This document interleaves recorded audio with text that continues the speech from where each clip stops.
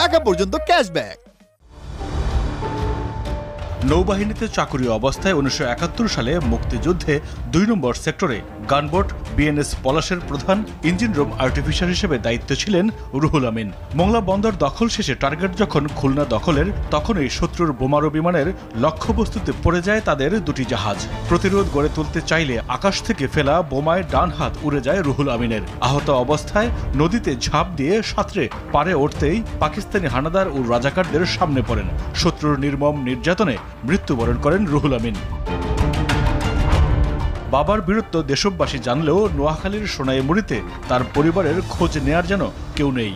চরম দারিদ্র্যের সাথে লড়াই করে জীবন যুদ্ধে হেরে কখনো চায়ের দোকানের পানি টেনে, কখনো বা করাত কলে কাজ করে দিনাতিপাত করছেন তার ছেলে শওকত আলী।